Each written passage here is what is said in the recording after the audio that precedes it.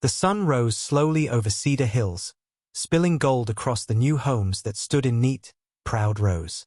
Fresh paint gleamed, flags waved in the wind, and the smell of new soil mixed with the metallic hum of machinery.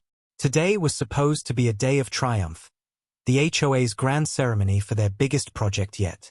Cameras flashed, speeches echoed through loudspeakers, and people clapped like they were watching history being made. But among all the noise and excitement stood one man who didn't belong there. Henry Cole. His hat tilted low, his rough hands resting on his cane, his weathered face calm, unreadable. Nobody spoke to him. Nobody even really saw him. To them, he was just a shadow from the past, the old farmer who'd lost everything. They had taken his land, mocked him, called him the old fool who sold his fields for pennies. Yet, as he watched the bulldozers dig into the earth that had once been his, there was no hate in his eyes. Only patience. He remembered that same land when it wasn't covered in foundations and fences. Back then it had been wide, green, alive with the rhythm of wind moving through crops. His father had worked this soil with bare hands, his mother planting flowers beside the porch that caught the sunrise just right. They never owned much, but what they did have was honest. Until the papers came. Papers full of words that twisted meanings, written by men who wore expensive suits and smiled too easily. The HOA had sent them one day, claiming Henry owed back taxes, that his property would be reassessed. He didn't understand the fine print, but he signed where they told him, trusting their promise that it was just a formality. Weeks later, strangers showed up with trucks, tearing down fences, setting stakes into the earth, marking it as future property of Cedar Hills. Henry had gone to their office, papers trembling in his hands, his voice cracking as he tried to explain, "This is my land. My father's before me. You can't just take it." But they smiled that same sharp smile and said, "You signed it, Mr. Cole. You sold it." And that was the day they began calling him the old fool. He never forgot the sound of their laughter as he packed his belongings and drove away, leaving behind not just dirt but decades of memories. Yet what they didn't know, what nobody ever thought to ask, was what Henry had kept. Because his father had once told him something that would later become his greatest weapon. "Son, when you own land, you don't just own what you can see. You own what lies beneath." And long before any HOA existed, Henry's father had registered separate deeds for the water and minerals that flowed under their property. They weren't worth much back then, just a farmer's formality. But decades later, that forgotten detail became everything. The HOA had stolen his surface, but they had built their empire on what was still legally his. For years, Henry kept quiet. He moved to a small cabin near the forest line, living simply, fixing tractors for locals, never complaining, never arguing. The town forgot him, the world moved on.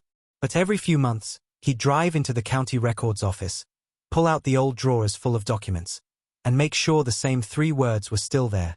Owner, Henry Cole. He'd nod, fold the papers back, and leave without a sound. He watched Cedar Hills grow from dirt to mansions, from fields to polished streets.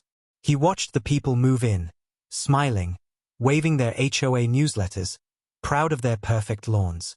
And through it all, Henry never said a word. He waited. They saw an old man in a rusty truck driving past their gate sometimes, a relic from another time.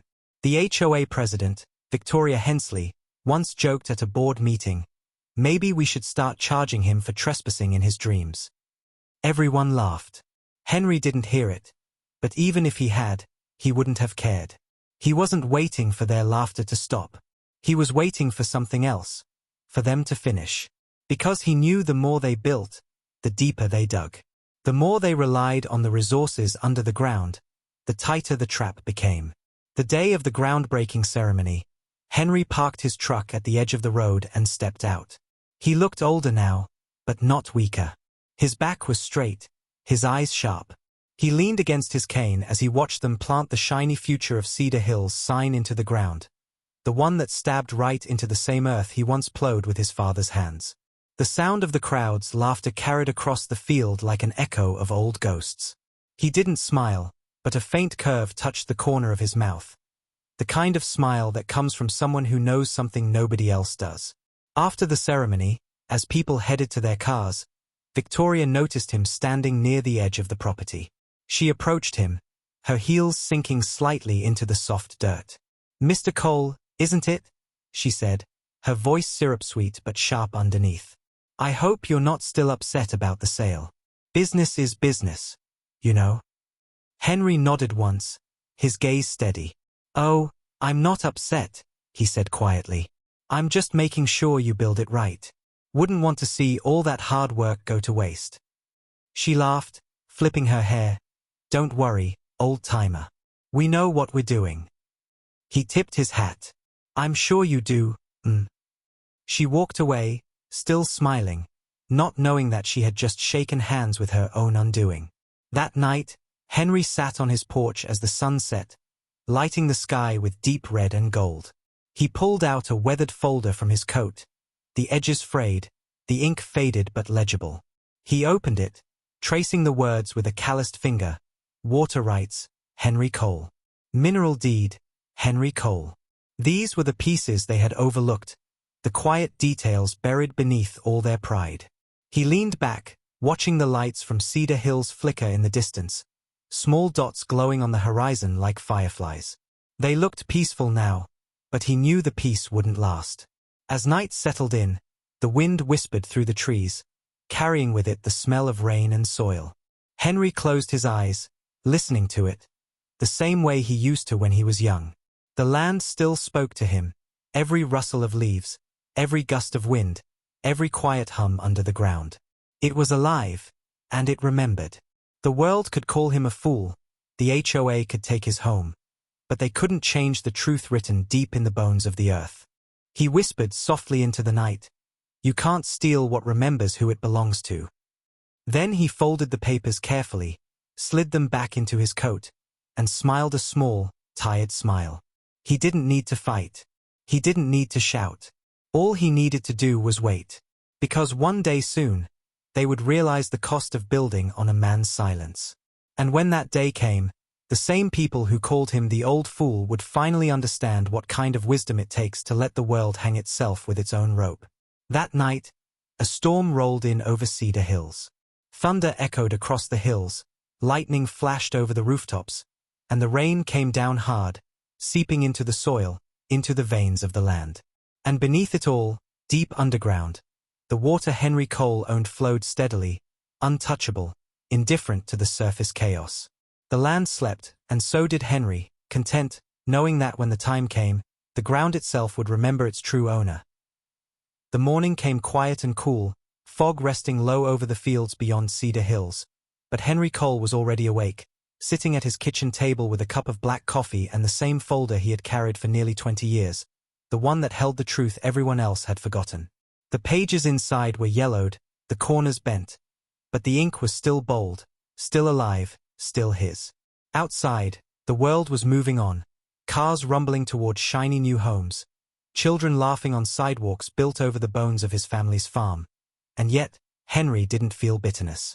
He felt something deeper, something colder, patience, carved into his soul by years of being underestimated.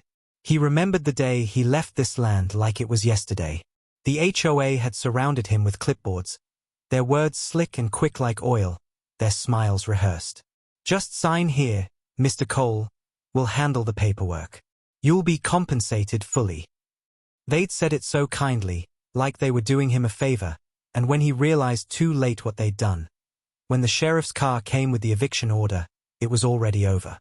The crowd had gathered to watch the bulldozers rip apart the barn, neighbors whispering that he was too stubborn for his own good. Some laughed, some pitied him, and the rest forgot. But Henry never forgot. He moved his things to a small cabin beyond the tree line, and from that day on, his silence became his armor. For years he worked odd jobs, fixing fences, repairing tractors, patching roofs, anything that kept his hands busy and his mind quiet. He ate simple meals, kept to himself, and walked to town every week for supplies, always passing by Cedar Hills as it grew taller and fancier. He watched them from his truck sometimes, the clean streets lined with bright houses, the HOA patrolling proudly in their golf carts, The kind of place where people smiled for appearances but glared at anyone who didn't fit their perfect mold. Every time he passed, they looked at him like a ghost haunting something they'd already buried. "There goes the old fool," one of the younger men had said once, laughing to his friend. Henry just tipped his hat and drove on. Because fools didn't wait 20 years with a plan. They just waited. What they didn't know was that every few months, Henry would stop by the county records office. The clerks all knew him by name now, the quiet man with the worn hat and polite smile. "Morning, Mr. Cole," they'd say, and he'd nod back, "Just checking my papers." They'd bring him the heavy folder from storage, and he'd flip through it carefully, his calloused fingers tracing each seal, each signature, making sure the 2 documents that mattered most were still there, his water rights and mineral deeds. The first time he saw them still listed under his name after the land was sold, he'd laughed, a small, quiet laugh that only the wind heard. The HOA had been so obsessed with surface ownership, so desperate to steal his fields, that they never even thought to check what ran beneath them.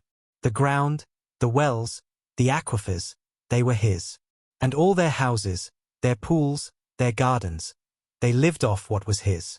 At night, he'd sit on his porch with a small lamp burning beside him, staring out across the dark silhouette of Cedar Hills glowing faintly in the distance, the lights twinkling like false stars. Sometimes he'd talk softly to the land, the way his father used to. "They think they own you," he'd whisper. "But you know better, don't you?" The wind would answer through the trees, brushing across his face like a memory, and he'd smile. It wasn't madness. It was connection. The soil had always been part of him. It remembered the weight of his boots, the sweat of his work, the echo of his father's laughter. You can't erase that with paper and ink. Years went by, and Cedar Hills flourished. The HOA built parks, roads, and fountains. They published newsletters full of rules: no unapproved fences, no open garages after dusk, no vehicles older than 10 years. Henry had once read one of their pamphlets that blew into his yard after a storm. He laughed softly at the irony. The land that was once free and open now lived under 1,000 regulations. "They caged the wind," he muttered, folding the paper and tossing it into the fire. Still, Henry stayed quiet. He never spoke against them, never protested, never demanded justice. He went to the town fair, nodded to folks, and fixed their broken tools for free when he could. He became part of the background, the harmless old man who didn't matter anymore. And that was exactly what he wanted. Because the less they saw him, the less they feared him. The less they feared him, the more reckless they became. Then came the year they began to expand again. Cedar Hills wasn't enough. They wanted more.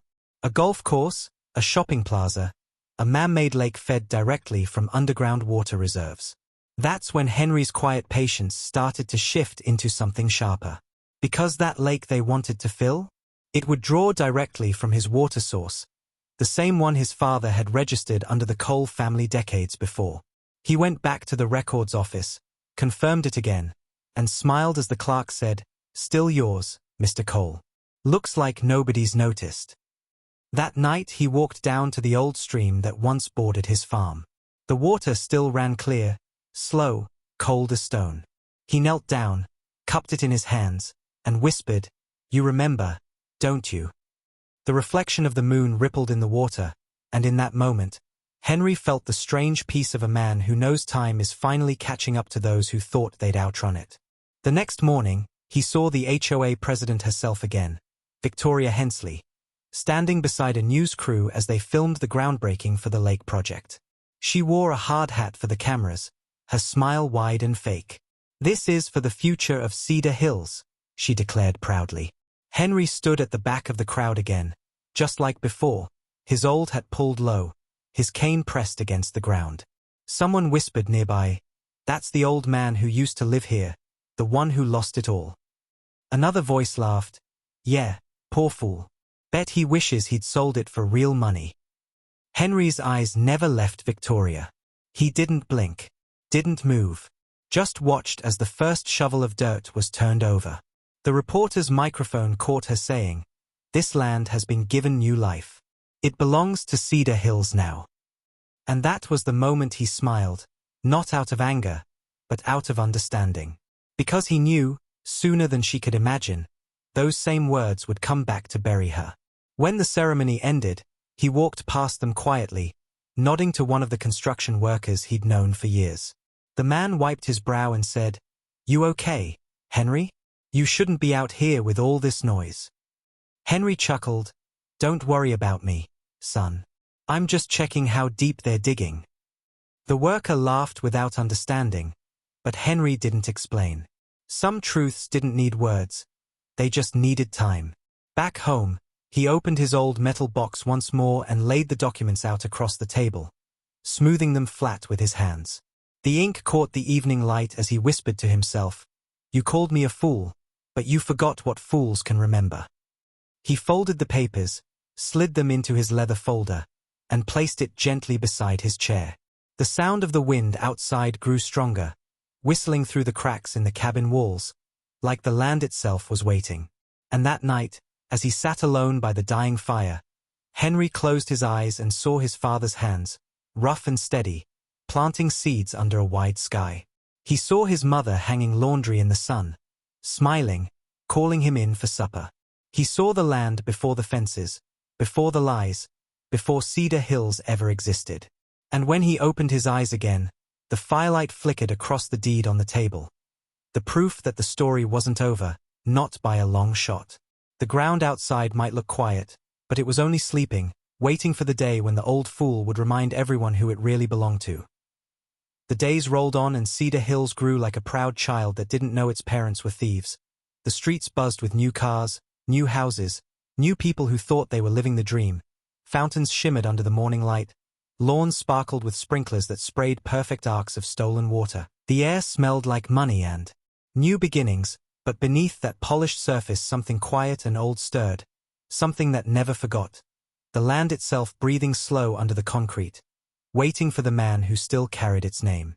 Henry Cole drove past it often, the same road that used to be his fence line, the same stretch where he and his father once planted corn, and every time he passed, he felt that strange ache in his chest, not from loss anymore, but from the calm certainty that soon they'd feel what he had felt.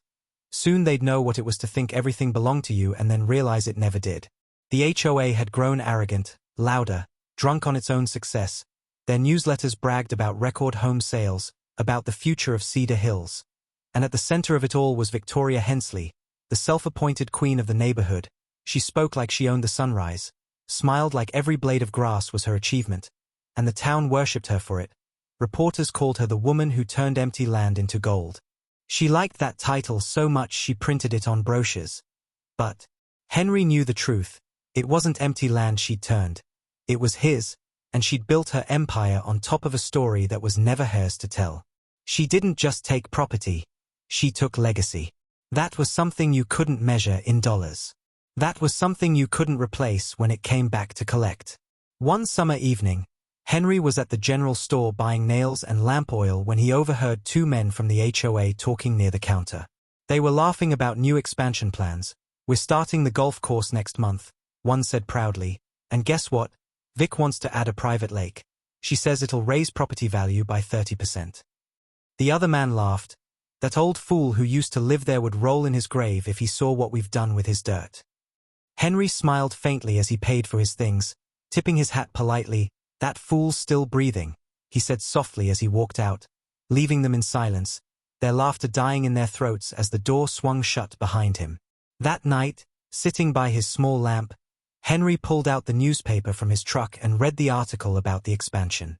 Cedar Hills HOA to build private lake using local groundwater network. The words made him laugh quietly, not because they were funny, but because of how blind pride could make people. They had no idea that the local groundwater network was still under his ownership, that every drop they planned to use belonged to him. They thought they were unstoppable, that progress would protect them, but progress built on lies always finds its own cracks. He stood up, walked outside into the still night, and looked toward the faint glow of Cedar Hills across the distance.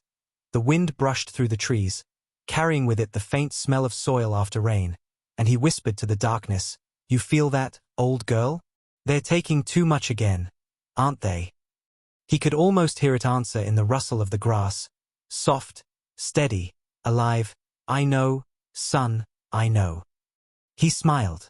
His father had always said the land had a voice if you learned to listen, and tonight, that voice was restless. A few weeks later, the digging began. Bulldozers tore into the ground, unearthing layers of earth that had slept undisturbed for decades. The sound echoed for miles, heavy and endless. Henry stood on the edge of the road one morning, watching them move the soil, his eyes cold but calm. A young worker saw him and waved politely. "Morning, sir. You from around here?" Henry nodded. "Used to be," he said, "back before you started moving the bones." The man laughed nervously, unsure what to say, then turned away, but Henry kept watching, not with anger, but with the quiet knowing of a man who had already written the ending. Inside the HOA office, Victoria held meetings that smelled like coffee and pride. She stood in front of her board members, talking about deadlines, profit margins, and new advertising campaigns. "This lake will make Cedar Hills untouchable," she said, her voice smooth and confident. "People will beg to live here." One of the board members raised a question about permits, but she waved him off. "We have every clearance we need," she lied without blinking. "That old land belongs to us now. It's history." But history, as Henry knew too well, had a way of waking up. By late autumn, strange things began to happen. The construction team reported finding pockets of wet soil deeper than expected, underground springs that didn't match any of the county maps. Some equipment sank overnight, the foundations refusing to hold. When the HOA called in engineers, they couldn't explain it. "The ground's unstable," one said. "We'll need geological clearance." Victoria grew impatient, ordering the work to continue. "We'll fix it later," she snapped. "Just get it done." Henry read about it in the paper the next day and smiled over his morning coffee. He didn't need to do anything. The land was already speaking for him. That evening, he drove down near the site, parking by the old sycamore tree that still marked the edge of his original property line. The sound of the machines filled the air, bright lights flashing against the dark, men shouting orders, metal grinding against earth. He sat in his truck for a long time, staring out at the chaos, remembering when that same field had been quiet, filled with rows of corn and wildflowers. He reached into his glove box and pulled out the folded deed, its edges frayed, the ink faded but still readable. The words were simple: water and mineral rights retained in perpetuity by Henry Cole and his heirs. He ran his thumb along the sentence and exhaled. "In perpetuity," he whispered. "That means forever, doesn't it, Dad?" The wind blew harder then, dust swirling across the construction site, and the floodlights flickered for a brief moment before glowing steady again. He started the truck, turned toward home, the gravel crunching beneath his tires, the faintest smile lingering on his lips. The fools were digging deeper, and every inch they took was 1 inch closer to the truth waiting beneath. That night, as the storm rolled in over the valley, thunder rumbling low like the growl of the earth itself, Henry stood on his porch and watched the rain sweep across the land, washing everything clean. The water ran down the hill toward Cedar Hills, the same water that belonged to him by law, by blood, by memory. He lifted his face to the rain and whispered, "Let them have their celebration. Tomorrow, we'll start reminding them what they built on." And as lightning tore through the sky, illuminating the distant rooftops of Cedar Hills, Henry Cole stood alone under the storm, the rain soaking through his hat, his coat, his skin, but he didn't move. Because for the first time in decades, he could feel it, the shift, the balance turning, the land finally waking up. They had called him a fool, but fools don't wait in silence while the earth itself plans the reckoning. They just smile, patient and still, as the world walks right into the trap it built for itself. Rain came heavy over Cedar Hills, washing the streets clean and hammering against the shiny rooftops that glimmered under lightning. The air smelled of wet concrete and panic. Inside the HOA office, lights burned late into the night as Victoria Hensley paced the floor, phone to her ear, shouting into static. "What do you mean the records show his name?" she snapped. Her voice cracked with something between disbelief and fear. Across the table, her assistant hunched over a pile of files, hands trembling as he spread out copies of county documents. And there it was again, That same cursed line at the bottom of every file. Water and mineral rights retained by Henry Cole and heirs in perpetuity. Victoria threw the papers across the room. This can't be real. It's impossible, she hissed, but deep down she already knew it was. They'd been so proud, so sure of their victory years ago, that no one had thought to check the old titles. Not once. They'd paved, dug, and built on something they didn't own. Not the ground, not the water, not even the right to take a breath of air through it. The old fool had fooled them all. That same night, miles away, Henry sat in his chair by the window, the rain tapping softly on the glass. He'd been expecting this storm, not the one in the sky, but the one brewing inside those glass walls where the HOA now scrambled. He could almost hear their panic, could almost see Victoria's perfectly painted smile fall apart. He wasn't cruel enough to enjoy it, but there was satisfaction in knowing patience had done what anger never could. His father's voice echoed again in his memory. You don't have to shout, son. Just let truth do the talking. It always does. He nodded softly, whispering, You were right again, Dad. The next morning, Cedar Hills woke to a kind of tension that even the sun couldn't burn away. Workers had stopped digging the lake project. Trucks sat idle. Neighbors whispered by mailboxes. The fountains that once sprayed crystal arcs now sputtered dry. The HOA sent out an urgent notice to every resident. Please conserve water due to temporary maintenance. But people weren't fools. They knew something was wrong. Rumors spread, something about rights, about ownership, about the man everyone called the old fool. At the county office, the truth was now inked in every report. A young journalist caught wind of it first, an intern named Marla who'd been digging through the property records for a local story. She couldn't believe what she found.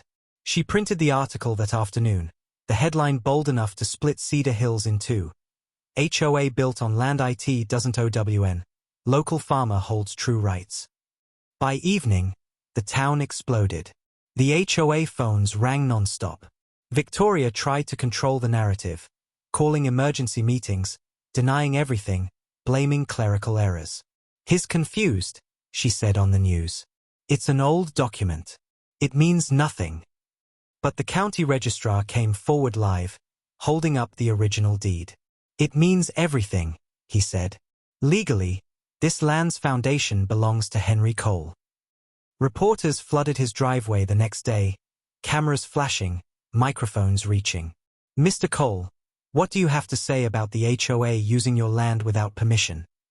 Are you suing them? Do you plan to take everything back? Henry stood on his porch, the morning sun cutting across his lined face. He said nothing for a long time, just looked out across the horizon where Cedar Hills shimmered like a mirage. Then he spoke softly, You can't take back what was never gone. The land remembers who it belongs to. Always has. Then he turned and went inside, closing the door gently behind him, leaving the reporters in stunned silence. Inside, the phone kept ringing, but he didn't answer. He sat at his table with the newspaper spread before him, staring at his own name printed in black ink. Henry Cole, 72, the former farmer once mocked as the old fool, is now recognized as the legal owner of the land beneath Cedar Hills. He exhaled slowly, almost a laugh, almost a sigh. All those years of being ignored, all those nights wondering if patience was weakness, it had all led here. And now the world was finally catching up to the truth he'd carried quietly for decades. Meanwhile, in the HOA boardroom, chaos had bloomed like wildfire. Residents demanded answers. The bank called to freeze accounts. Construction companies pulled their contracts. We need to fix this, one board member shouted. How? Victoria barked back, her voice breaking. He owns the ground. He owns the water. We don't even have legal standing to water the lawns. The realization hung heavy in the air. Everything they'd built, every dollar they'd spent, every rule they'd enforced, it all stood on someone else's patience. That evening, as dusk fell and lights flickered across the neighborhood, Henry drove his old truck down the quiet roads of Cedar Hills. He didn't hide or sneak. He just drove slow, steady, past the same houses that once rose from his father's fields. People watched from porches as he passed, unsure whether to wave or look away. To them, he wasn't just a man anymore, he was a reminder. The wind blew softly, lifting dust from the roads, and for a moment Henry could almost see it. The old fence line, the barn, the golden fields swaying under the sun. The ghosts of his past still lived here, but now they stood tall beside him instead of behind him. He parked near the new lake construction site and stepped out. The machines stood silent, the ground torn open and slick with rainwater. He crouched, scooped up a handful of wet dirt, and let it run through his fingers. The soil clung to his skin, familiar and alive. "You've waited long enough," he whispered. "They finally heard you." The wind stirred again, carrying his words into the distance, through the hollow streets of Cedar Hills, past the perfect lawns and the empty offices of the HOA that had called him a fool. That night, the lights went out across half the neighborhood. Power surges, broken lines, something in the ground giving way after too many years of being ignored. The residents panicked, calling emergency services, but the county already knew. They had shut it down to begin the legal transition. For the first time since its creation, Cedar Hills was no longer under the HOA's control. It was under his. And miles away, Henry Cole sat by his fire, the orange glow flickering across the deed on the table. He didn't need revenge or riches. All he needed was this moment. The sound of rain outside, the crackle of firewood, and the whisper of the earth under his cabin, whispering back to him like an old friend, "Welcome home." The morning after the blackout, Cedar Hills looked like a ghost of itself. The streets once so perfect now littered with fallen branches and silence. The fountains dry, the lawns dull, the air thick with confusion. Residents gathered in clusters, whispering in disbelief. The same people who used to laugh at Henry Cole's rusted truck now stood in panic, clutching their phones, reading headlines that told them the truth they didn't want to face. HOA loses everything. Land rights belong to former farmer. The perfect world they'd built was collapsing, one rule at a time, one lie at a time, and somewhere beyond the trees, the man they'd mocked as the old fool sat quietly at his wooden table, pouring himself a cup of coffee, his hands steady, his eyes calm, because he had already seen this day coming. Henry didn't smile at their downfall. He didn't celebrate. He just felt an ache deep in his chest, not of victory, but of peace mixed with sorrow, because the land had finally been heard, and yet it had taken so much to make the truth speak. He looked out the window toward the horizon, where Cedar Hills shimmered under the pale morning light, still pretending to be golden, still too proud to accept what it had become. A monument to greed, built on ground that belonged to a man they had called worthless. The irony wasn't lost on him, but neither was the sadness. He whispered to himself, they had everything, and they never knew what they were standing on. By noon, the HOA called an emergency meeting. The boardroom that once echoed with laughter and self-praise was now filled with chaos. Victoria sat at the head of the table, her face pale, her eyes bloodshot, her voice trembling as she slammed the papers in front of her. "Do you people understand what this means? Every contract, every sale, every loan. It's all void. We built everything on his land." The others spoke over each other, desperate, angry, terrified. "Can't we pay him off?" one said. "Maybe we can buy the rights now." Another shook his head. "It's too late. He filed ownership verification. It's done." Victoria gripped the edge of the table, her hands shaking. "We can't lose this place," she muttered, not to him. But deep down, she already knew they had. Because you can't buy what was never for sale. Outside the courthouse that day, cameras swarmed as county officials confirmed the ruling. Reporters surrounded Henry's property, but he didn't come out to speak. He stayed inside, the curtains drawn, the sound of the radio faint in the background. The announcer's voice said his name like it was something legendary now, Henry Cole, the man who waited 2 decades to reclaim his land. The world saw a hero, but he didn't feel like one. He felt like a tired man who had simply lived long enough to see time keep its promise. He sat quietly, staring at the old photo of his father on the wall. The man who taught him that land was more than dirt, that it was memory, blood, and truth. "You told me to wait, Dad," he whispered, "and I did. I waited long enough for them to hear what you already knew." Meanwhile, Cedar Hills began to unravel from within. Banks froze accounts, investors withdrew, the construction projects halted. The residents who once flaunted their HOA membership now avoided even mentioning it.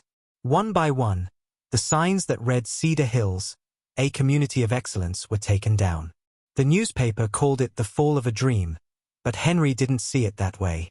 To him, it was simply justice, quiet, slow, natural, like the seasons changing. You can't steal from the earth and expect it to stay silent forever. That evening, he took a drive through the empty streets of what used to be his land. The houses stood still, their windows reflecting the dying light of the sun, and in their silence he heard something familiar, a memory of his mother hanging laundry near the barn, his father calling him in for supper, the sound of rain tapping on the old tin roof. He parked near the field that once held their corn rows and stepped out. The air smelled of dust and regret. He walked to the edge of the half-finished lake, its muddy water still and dull, and knelt down, pressing his hand into the wet soil. It was cool against his skin, alive. "They thought they owned you," he whispered, "but you never forgot." The wind moved softly through the grass, and for a moment, it felt like the land was answering back, gentle and proud, like a father's hand on his shoulder. Back in town, Victoria was packing her office. The building was nearly empty now, the phones disconnected, the walls bare. She paused by the window and stared out at the street below, where the once pristine sign of Cedar Hills lay shattered on the ground. For the first time in her life, she felt small, powerless. She remembered Henry standing at the groundbreaking years ago, his eyes calm, his words soft but certain. "Make sure you build it right. Wouldn't want to see all that work go to waste." She had laughed at him then, but now the echo of that laughter burned her ears. "He knew," she whispered to herself, her voice cracking. "He knew the whole time." A tear slipped down her cheek, not from anger, but from the bitter realization that pride had destroyed everything she thought she controlled. That night, rain began to fall again. Heavy, endless, cleansing. Henry sat on his porch, watching it slide down the railing, pooling in the dirt below. His old dog lay beside him, snoring softly, the fire inside the cabin glowing warm through the window. He could hear the faint rumble of thunder rolling across the hills. It reminded him of the nights long ago when his father would tell stories about the land. How it was alive, how it had its own memory, its own justice. He leaned back in his chair, feeling the wood creak beneath him, and said softly into the rain, "You did good, old friend. You waited for me, and I came back." The next morning, the sun rose over a different Cedar Hills. The lawns were overgrown, the fountains dry, the HOA signs gone. The air felt still, but it wasn't empty, it was healing. Henry walked out to his porch, the light catching his face, and for the first time in years, he didn't see someone else's world on his horizon. He saw his own. He picked up his hat, placed it on his head, and smiled faintly. The land stretched before him like an old song returning to its chorus. They had called him the old fool, but fools don't wait with this much grace. Fools don't keep promises this strong. And as he looked toward the distant remains of Cedar Hills, now quiet and humbled, he whispered one last time, "You took my name off the paper, but you never took it from the ground." Then he turned back toward his cabin, his steps slow but steady, the morning light catching the edge of the old deed framed on his wall, glowing like truth itself, proof that time can bury lies, but the land always remembers the hands that loved it first. The morning broke quiet and golden, the mist rising off the hills like breath from the earth itself, and for the first time in decades, the land felt alive again. The air was heavy with peace, not silence. The kind of peace that follows a storm when everything broken has finally fallen where it belongs. Henry Cole stood on his porch, his coffee steaming in his weathered hand, and looked out across what was once Cedar Hills. The HOA signs were gone, the polished fences beginning to rot, and the bright homes that once gleamed with arrogance now sat quiet, many empty, some already abandoned. Nature was reclaiming her rhythm. Wild grass pushed through cracks in driveways, vines crawled up mailbox posts, and birds sang where HOA rules once banned them. To anyone else, it might have looked like loss. But to Henry, it looked like healing. He walked down the old dirt road, his boots pressing softly into the ground that had known him longer than any man alive. Each step stirred memories that lived deeper than grief. The laughter of his father in the fields, his mother calling from the porch, the hum of the wind through the wheat when the world was still simple and kind. He reached the edge of the field that used to be their barnyard, the same spot where Cedar Hill's grand sign once stood, declaring a community of excellence. All that remained now were 2 crooked metal posts and a shattered plank lying half-buried in the mud. He knelt, ran his rough hand over the wood, and whispered, "You stood long enough." The wind answered with a low sigh through the trees, carrying away the dust of pride that once poisoned this place. Henry didn't rebuild what they had destroyed. He didn't want mansions or roads or fountains. Instead, he built something small, a new barn from old timber, a modest house beside the same oak that had shaded his childhood. He used his hands the way his father had taught him, slow, patient, certain. He worked until his palms split and his back ached, but each bruise felt holy, like he was laying pieces of his soul back into the soil. When the work was done, he sat in the doorway one evening, the sun setting red behind the hills, and he felt it, the land breathing again, not under the weight of greed, but under the grace of belonging. News crews still came from time to time. They wanted interviews, photos, sound bites of the man who beat the system. But Henry always said the same thing, his voice soft but firm. "I didn't beat anyone. I just waited for the truth to stand up." They never understood, of course. They wanted a story about revenge, about victory, about the fall of a powerful HOA. But that wasn't what this was. This was about something older, something quiet. The bond between a man and the ground that raised him. A bond no lawyer, no paper, no lie could erase. The county eventually transferred the final deeds back to his name, every line signed and sealed. The clerk who handed him the file smiled and said, "You really did it, Mr. Cole." He looked at the folder for a long moment before replying, "No, son. The land did. I just listened." And with that, he tipped his hat and walked out, the papers tucked under his arm like an old promise finally fulfilled. Weeks passed. The rains came and went. The sound of life returned to the valley, the croak of frogs in the new pond, the hum of insects, the low moan of wind through the wheat Henry had started to plant again. One afternoon, as he stood in the middle of the field, the horizon shimmered with light. The sun hit the grass just right, turning everything gold, and he closed his eyes, remembering his father's voice from long ago. "One day, son, they'll forget who owned this land. But the land won't forget you." A tear slid down his cheek, warm against the cool breeze. He whispered back, "You were right, Dad. You always were." Far across the valley, the remnants of Cedar Hills stood like empty shells, beautiful but hollow, a reminder that nothing built on greed lasts forever. The HOA's empire had crumbled not with fire or fury, but with silence, the same silence they once mocked in him. The silence that had waited, patient and certain, until truth found its voice. Henry never gloated. He didn't need to. The earth itself had spoken louder than revenge ever could. One evening, as twilight painted the sky in soft purples, Henry sat on his porch again.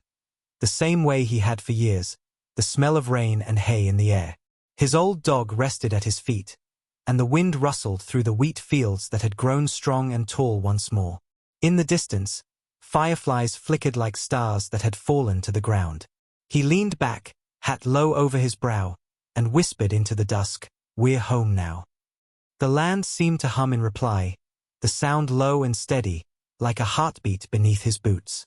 And as the last light faded behind the hills, Henry Cole, the man they called the Old Fool, closed his eyes with a soft smile. The world had moved on, the headlines had faded, but his truth remained eternal. You can build empires, you can forge documents, you can bury a man's name under concrete and greed, but you cannot own what remembers the hands that once loved it. The ground beneath Cedar Hills would forever carry his footsteps, his sweat, his patience. It would whisper his story to the wind long after he was gone. A story not of vengeance, but of quiet, timeless justice. For some people, victory comes with noise and applause. For Henry, it came with silence, the same silence he had kept all along, the kind that doesn't demand to be heard because it already owns the ground it stands on. The sun rose slow and pale over the valley that used to wear a name it no longer deserved. Cedar Hills was gone now, not by fire or flood, but by truth, the kind that creeps in quiet and steady until everything false begins to crumble. The neat white fences that once marked property lines leaned tired and broken, the roads cracked with weeds pushing through them, and the perfect lawns that had once obeyed every HOA rule now lay wild and free under the open sky. Henry Cole stood at the edge of it all, hands resting on the handle of his cane, watching the wind roll across the tall grass like waves across a green ocean. He looked older than he had a few years ago, but there was something different in his face now, not bitterness, not even pride, just peace. The kind that comes when the earth and your heart finally breathe in rhythm again. He walked down the dirt path that led toward what was once the center of the neighborhood, the place where the grand sign had stood, where cameras had flashed and men in suits once cut ribbons, promising a community built on trust.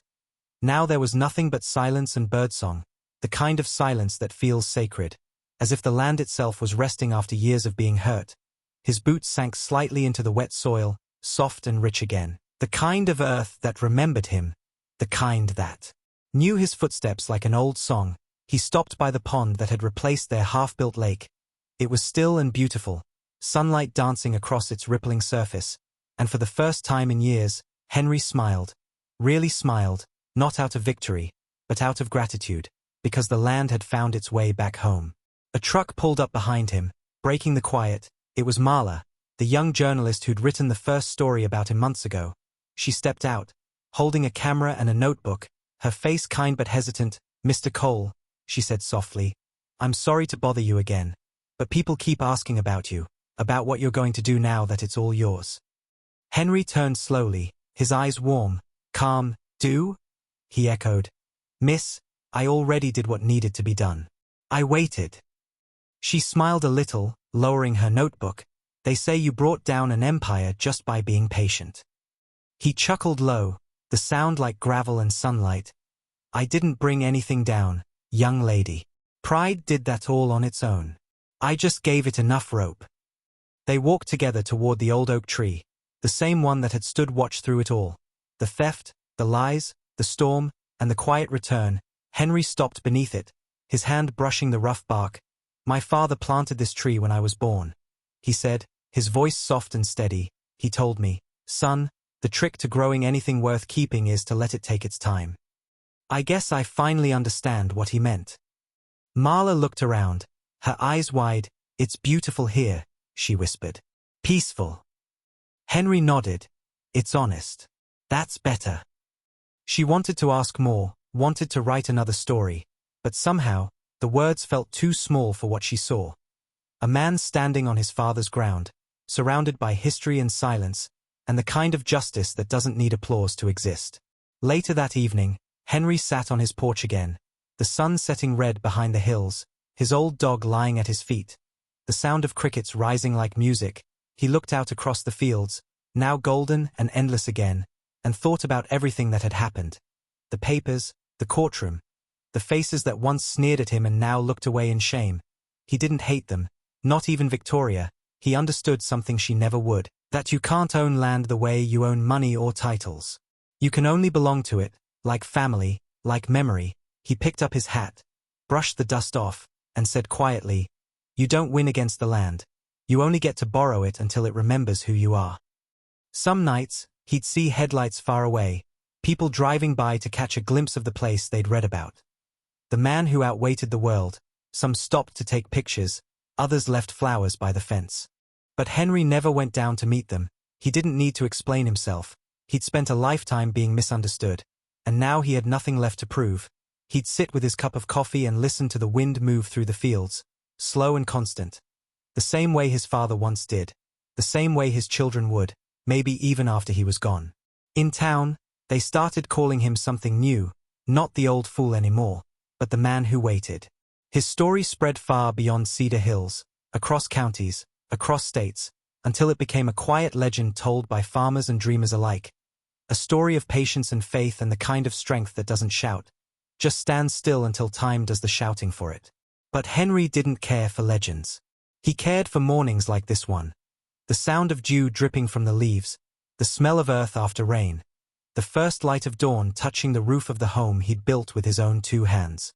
That night, as stars bloomed over the valley, Henry sat outside and lit a single lamp, its glow soft and warm against the dark. He looked out toward the horizon, where the outlines of the ruined HOA office were barely visible, swallowed by weeds and memory, and for a long while, he said nothing, because there was nothing left to say, only the quiet truth that had carried him here. The land always wins, not through rage, but through remembering. He leaned back in his chair, the wood creaking beneath him, his hat tilted low over his eyes, and as the wind brushed past, carrying the scent of wildflowers and soil, Henry Cole closed his eyes, the faintest smile resting on his lips, knowing that after a lifetime of being called a fool, he had finally proven that the wisest thing a man can do is wait for the earth to tell his story.